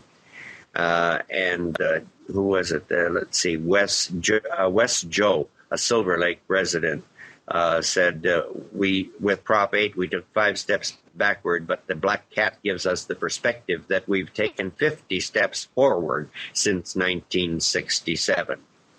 And the council president out there, Eric Garcetti, his dad, I think, was in the ball game when I lived out there years ago. He was an attorney general or something or other. Anyway, his son Eric Garcetti is now the council president in L.A., and his district includes the Black Cat. So there have been, steps back and steps forward. Well, now here's an interesting piece of history past, and then whatever you want to call the present. Kepner, I was wrong, didn't organize the raid or participate in it. He witnessed it and then helped organize the rally following the raid. So here we are, how many years later? 40 years later, rallying again. Mm. And today the bar out there, the Black Cat, doesn't exist anymore as a bar, but the bar is at Sunset Junction, and it's known as Le Barcito, a small stucco building with a purple facade that still bears the original sign of a black and white smiling cat. And that's still there.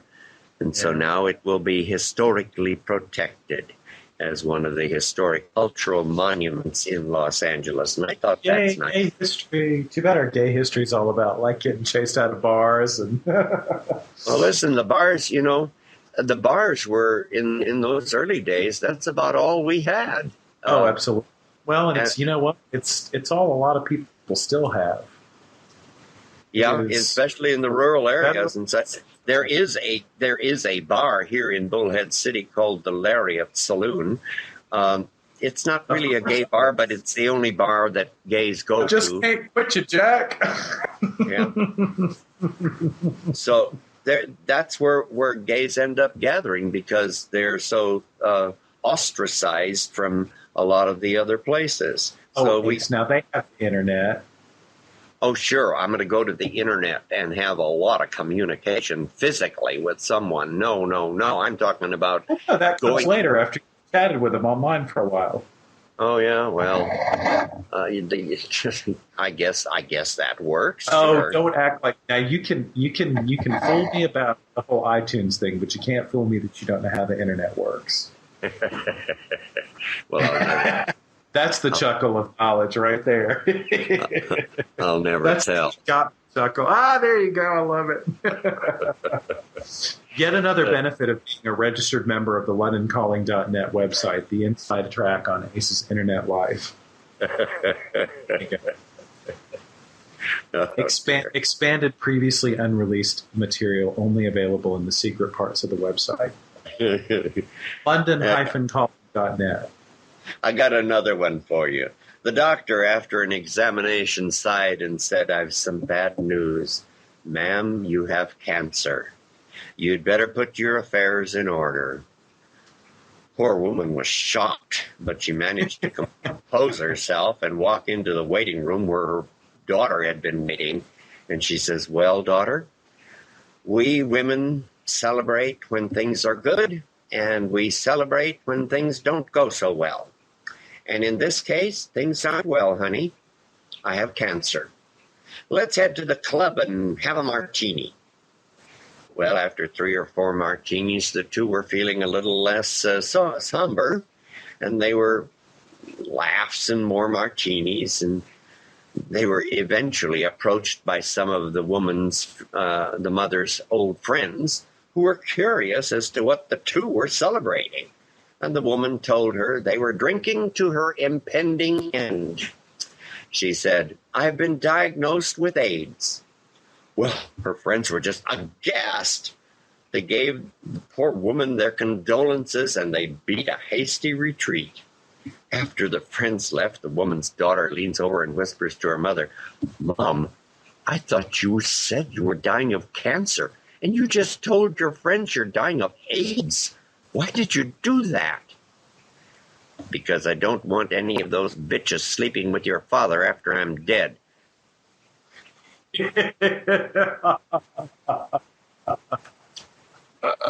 So, my friends, awesome. my friends, that's what a person calls putting your affairs in order. Yes, yes. Oh, dear, dear. Okay, so Ace, yet another opportunity to segue into a little bit of World AIDS Day observance. Are we going to take this opportunity, or is this yet for later in the show? Well,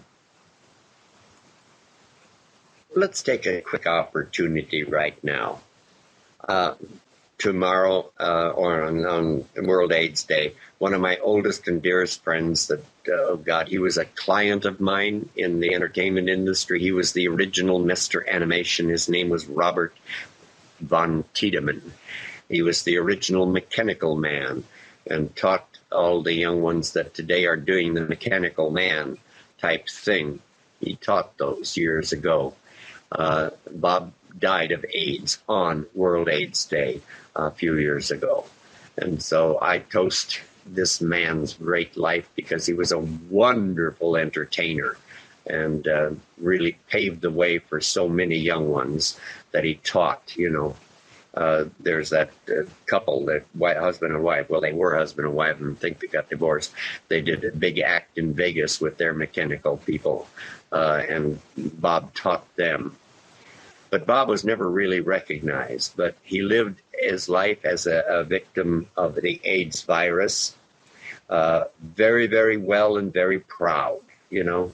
And I was so pleased to be able to say that, my God, he's my friend. He just was wonderful.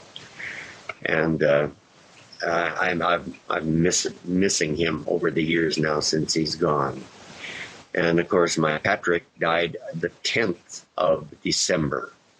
And so December is a rough month usually for me, with thinking about all of my friends that have died from AIDS.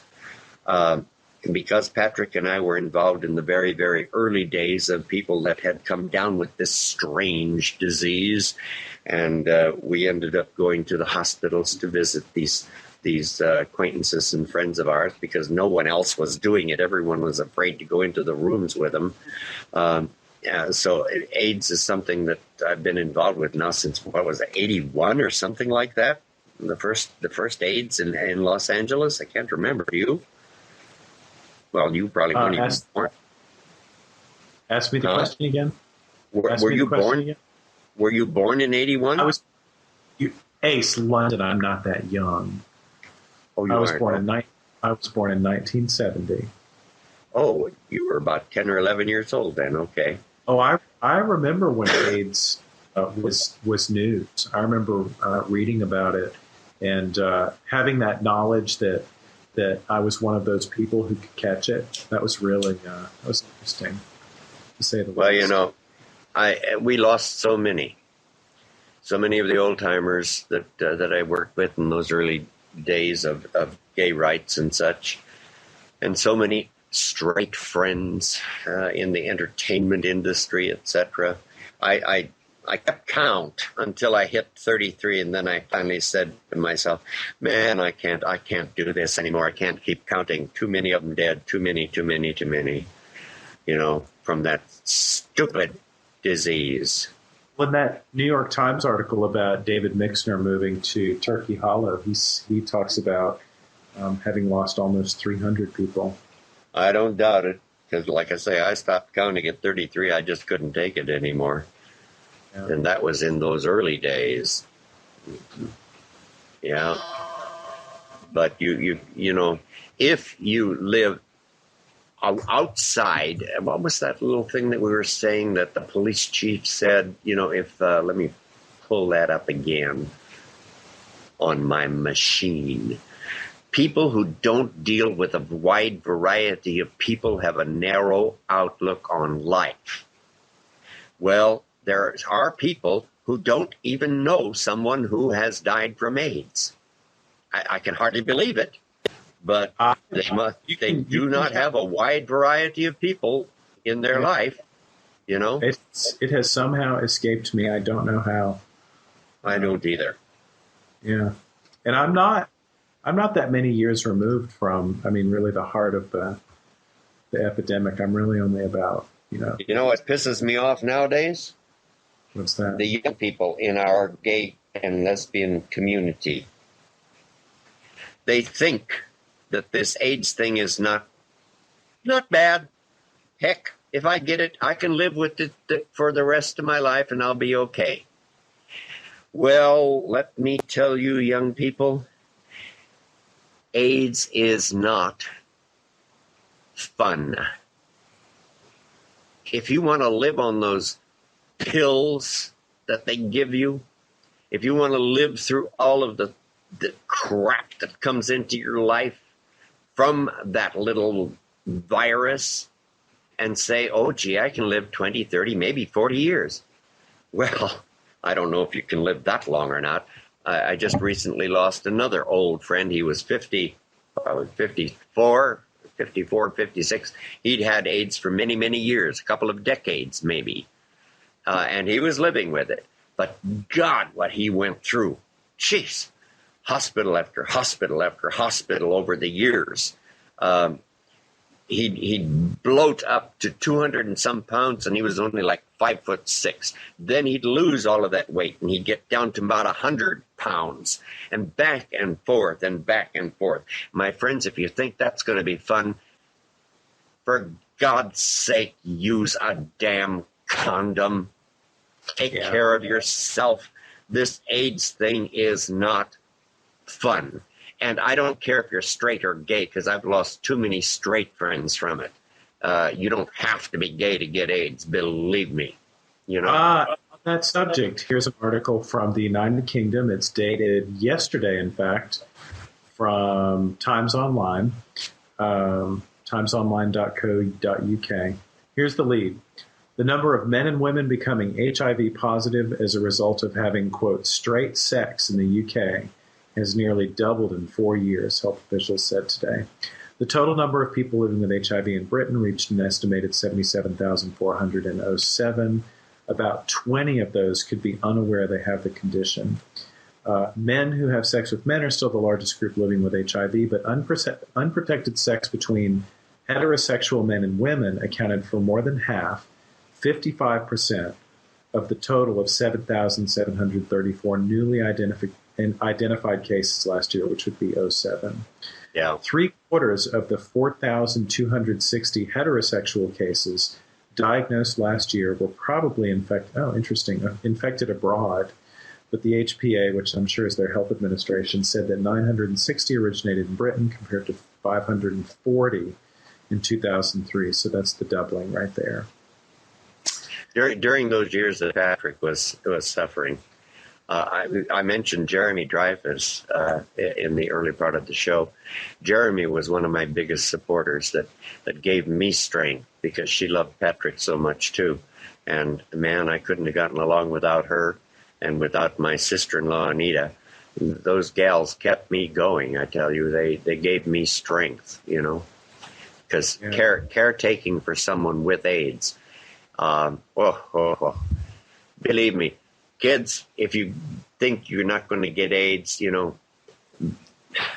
don't get AIDS, and you don't have to get it because you can use condoms and you can protect yourself and your mother or father, in case they are still alive, or your friends or your lover or whatever, your mate, your wife or your husband won't have to take care of you.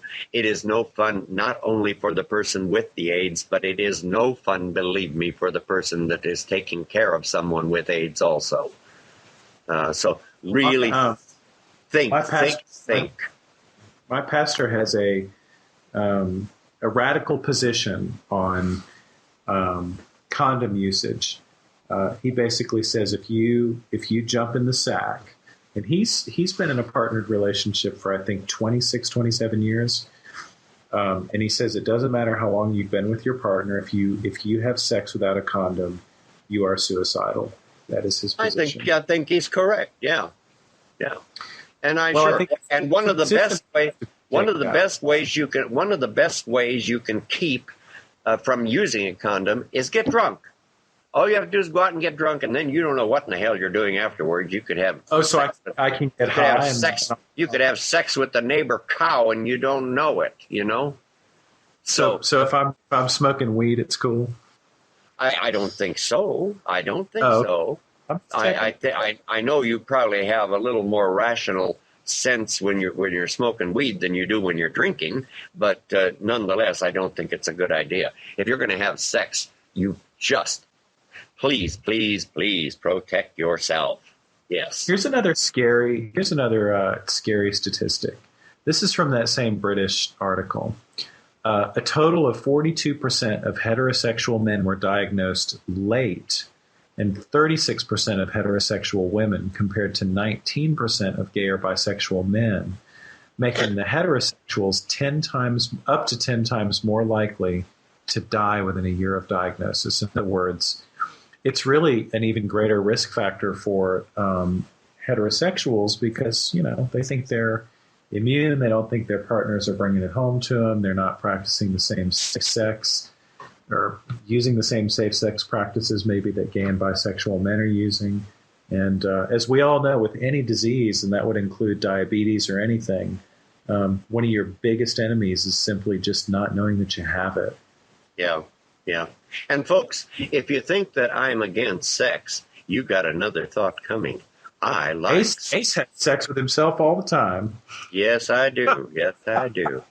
I like sex. I just want to say I got a note from our producer, Mike, that on our website, lundon-calling.net, we now have links to worldaidscampaign.org and worldaidsday.org, both of which are really neat, useful websites that are just full of resources people can use if they would like to do more to make World AIDS Day count this year. Good. Get educated. There's little action kits and stuff that you can use, little toolkits and whatnot. We definitely, I think you're right. I was Googling around hoping to find some statistics on this because we hear it a lot, but I really just couldn't find it in a really pithy format. But you said it. I think one of our big enemies right now is young people. You combine their sense of immortality. I mean, we know they're reckless drivers and they're binge drinkers, and of course they're going to have risky sexual behaviors. And it's so easy now to fool ourselves into thinking that all these chronic conditions are manageable, and it's like, yeah, they're manageable, but what does that mean? I mean, sure, diabetes is no cancer. fun. Cancer is manageable too, but do you want to know? No. So that's pretty much where it's at. Well, let me read some. Go ahead. Like diabetes, Lance. It's like diabetes. It's manageable. Well, whoopee, if you got it. Yeah. And who gets it? Overweight people usually. So I say, think. We make our lives. And don't be ashamed to say, oh, God, I'm stupid. I say that more than once. Believe me, every day. just to make sure. Let's do. I'm going to give you some more enlightening statistics. These are world statistics. According to UN AIDS estimates, there are now 33.2 million people living with HIV. 32 point what? 33.2 million people living with HIV in the world. Oh, God. Include 2.5 million children. During 2007, some 2.5 million people became newly infected with the virus, and around half of all people who became infected with HIV do so before they are 25 and are killed before they're 35. Yeah. Around 95% of people with HIV/AIDS live in developing nations. And this is interesting. You know, I don't know if this is on your radar, but I remember reading or hearing somewhere that of all things the Bush administration has gotten wrong over the last 8 years, apparently one of the things they've gotten right is this PEPFAR program, you know, this overseas AIDS prevention spending. I don't know if it's in the billions. I know it's certainly in the millions. It's probably all those gay, in-the-closet gays that work for the Republican Party in D.C., you know?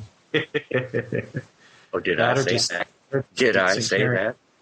Let's see, another 2.5 million children born with HIV. Yeah.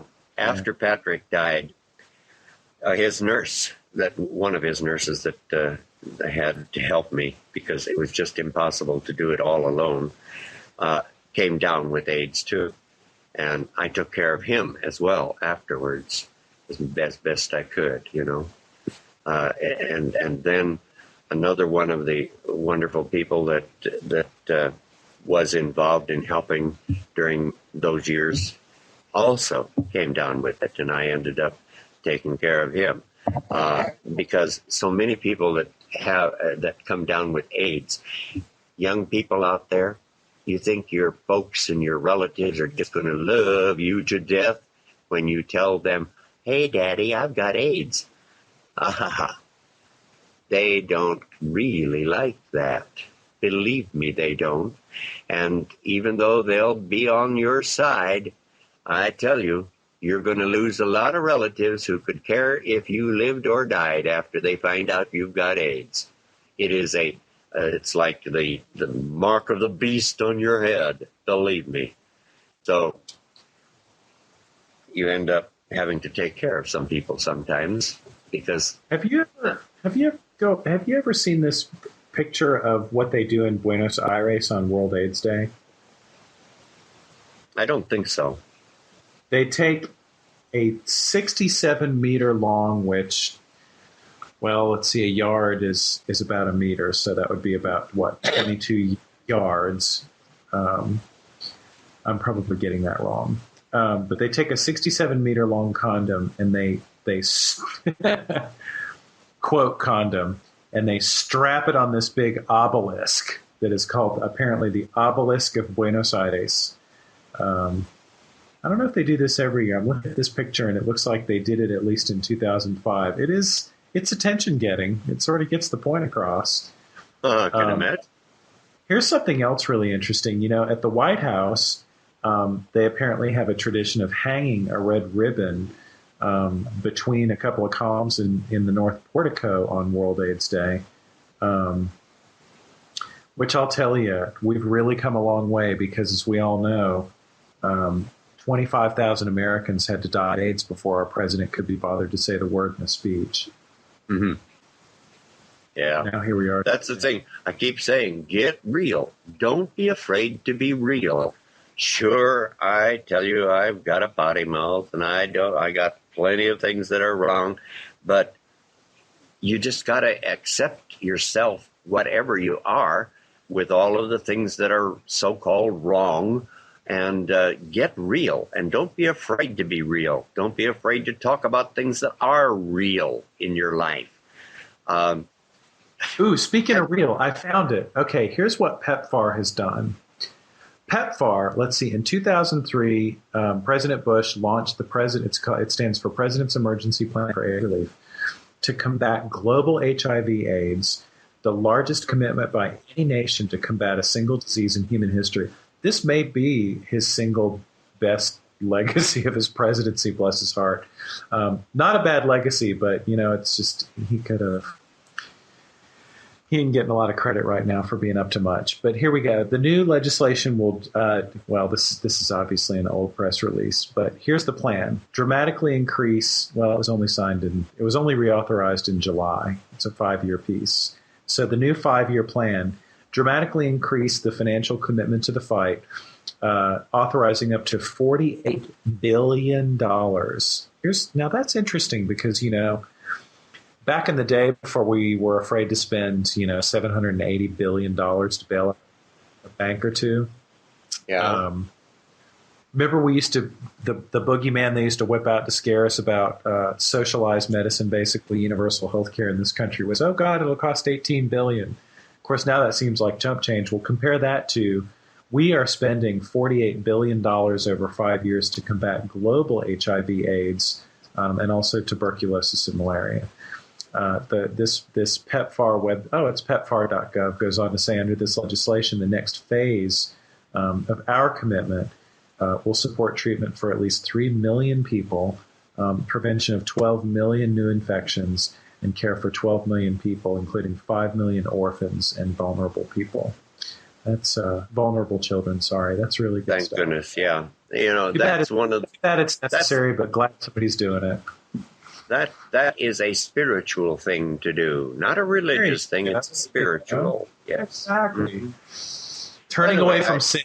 Our time is slipping away, and we have not talked about Thanksgiving and families of choice. No, that's coming up, but I want to get this little thing in here first because I think it is so important. It's about a very specific group in the gay closet. That is married men who are African American. This is a big deal in the African American community. This is a very select group, and it's really not a small group. And why it has to be, I don't know. Who knows why it is? Maybe it's the church, the African American church, and what they've been taught and such. But there are openly gay black African Americans that are people that you can look up to. Jason Bartlett of Connecticut is a member of the House of Representatives. He's openly gay. He's in the 2nd district up there in Connecticut. And he presently works for the National Black Justice Coalition. And Bartlett is gay. Yeah, Bartlett is gay and is one of the 6 openly gay members of the Connecticut General Assembly, serving alongside Representative Mike Lawler from East Haven, Art Feltman from Hartford, Beth Bye from West Hartford, plus state senators Andrew McDonald from Stamford and Andrew Maynard from Stonington. Now, they're all Democrats. It looks like there are no gay Republicans up there, but these are some wonderful African American. I hate to call them idols, but you know what I mean. These are men to look up to, and models. Models. Yeah, that's a good word. Models. Yes. Now, the African American Church of the Black community is a little different from the white evangelical church of the white community. And we have to take this into consideration. The white evangelical churches are much more diversified and not under one theological umbrella, so to speak. The white evangelical Baptist church is very different from the white evangelical Congregational or Episcopal. And the African American churches pretty much fall into a defined group of evangelicals. And is that really true? This is true. And Mahalia told me that. She says, you can travel, she says, any place to the south or to the north, and you're going to basically hear the same sermons, period. And this is why that Reverend Wright, who everyone said was a nut up in Chicago, he was preaching the old-time African-American gospel that you heard back then, and he hadn't got caught up with the times, and as a result, he ended up getting poor Obama into his tip in a ringer. No. I'm told that he was just very, very, very misquoted. Very misquoted. Well, I've heard sermons. You're talking about the whole goddamn America thing. Yeah, I've heard sermons by these people because I went to the churches with Mahalian, with Willa, et cetera, et cetera. That was part of my work that I had to do. And so I got a chance to hear some of the most marvelous gospel music in the world. I love the black gospel music. Man, oh man, there's nothing more wonderful as far as music goes in that area. But I bet you can find it on iTunes, Ace, but hey. Oh yeah. Don't listen to me. I also heard some sermons that really put my shorts in a knot, and then Mahalia would tell me. Did you ever hear "Goddamn America"? Yeah, like that, yes. And she'd say, "Don't worry," she says, "they just don't know yet." She says, "We're growing." So, anyway. Oh, you mean like anti-gay stuff? Yeah. Oh, I gotcha. And so it's the same like with the married men who are African American, but in their gay closets.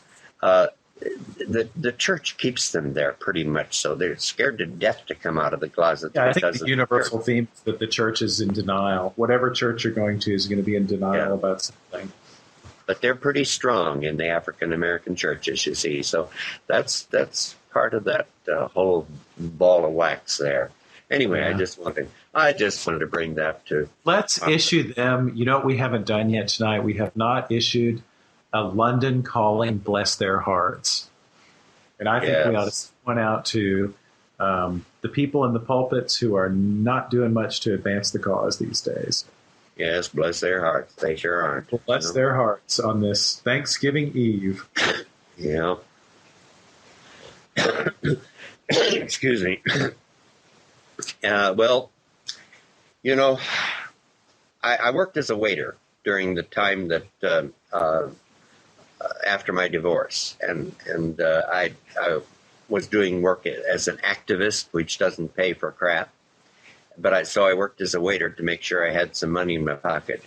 And I tell you something, I got to tell you this. That what they called it back then? Well, I don't know what they called it, but that's what I did. And I like to try to find humor in anything that I can.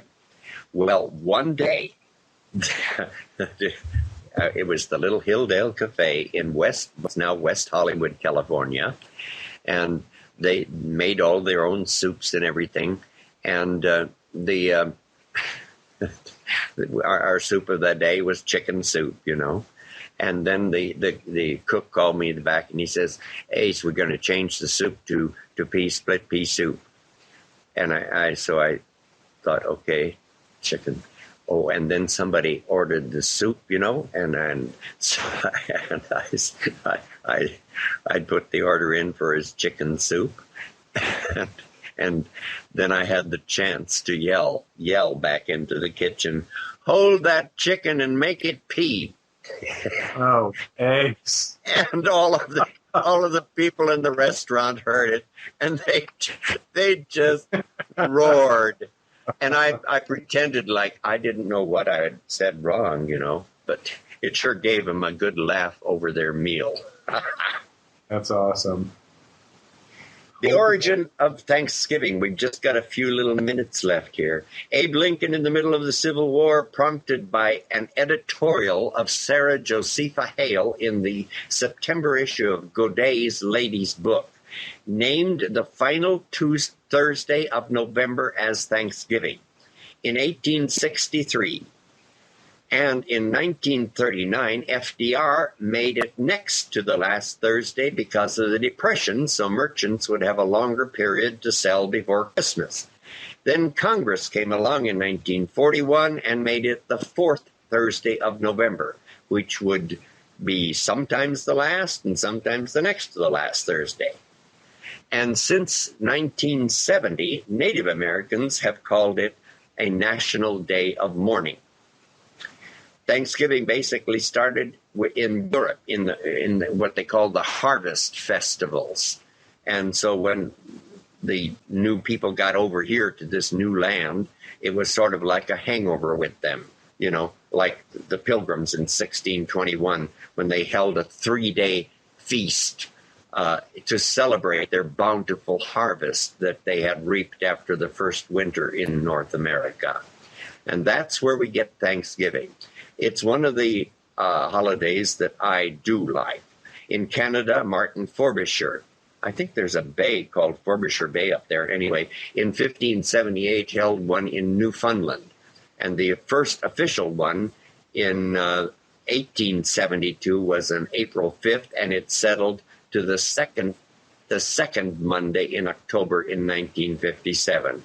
So Canada has a Thanksgiving Day, the United States has a Thanksgiving Day, and most of the other countries in Europe and such, and even other South America and Africa and such, they have what are called harvest festivals, a day of Thanksgiving.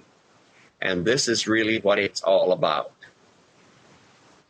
If you were God, Lance, what would be Wait, you mean I'm not? Okay. What? I said, you mean I'm not? Okay. No, you said if I were. I know. I said if you were, and I said if because I don't think you are. But if you were, That's goddess to you, bitch. what would be the most wonderful words you, as a god, would like to hear from one of your creations? Oh, that's so interesting. Wow. Well, I don't know. I suppose the obvious answer is some worshipful statement like I love you, like I love my God, or whatever. But I think a true loving God would want if their creatures, the people of their creation, could only say one sentence, then I, as their God, would want them to say that they love themselves. Mm-hmm.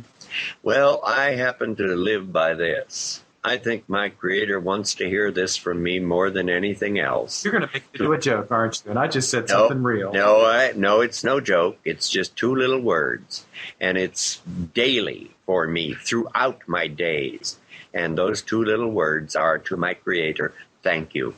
I think the Creator wants to hear thank you more than anything. It's like when I heard my mother praying the same prayers over and over and over and over. I told her, I said, Mother, don't you think your God hears you? She says, of course he hears me. And he hears your prayers? Yes.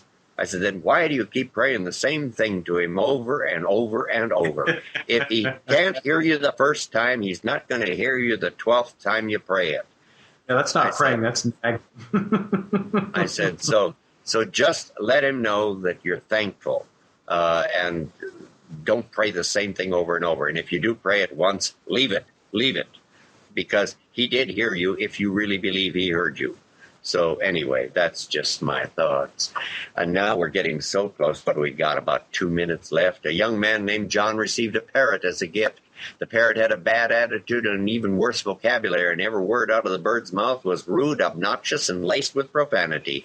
John tried to change the bird's attitude by consistently saying only polite words, playing soft music, and anything else he could think of to clean up the bird's vocabulary. Finally, John was fed up, and he yelled at the parrot. The parrot yelled back. John shook the parrot, and the parrot got angrier and even ruder, and John, in desperation, threw up his hand, grabbed the bird, and put him in the freezer. For a few minutes, the parrot squawked, kicked, and screamed. Then suddenly, there was total quiet. Not a peep was heard for over a minute. Well, fearing that he'd hurt the parrot, John quickly opened the door to the freezer, and the parrot calmly stepped out into John's outstretched arm and said, I believe I may have offended you with my rude language and actions. I'm sincerely remorseful for my inappropriate transgressions, and I fully intend to do everything I can to correct my rude and unforgivable behavior. Well, John was stunned at the change in the bird's attitude, and as he was about to ask the parrot what had made such a dramatic change in his behavior, the bird said, May I ask what the turkey in there did?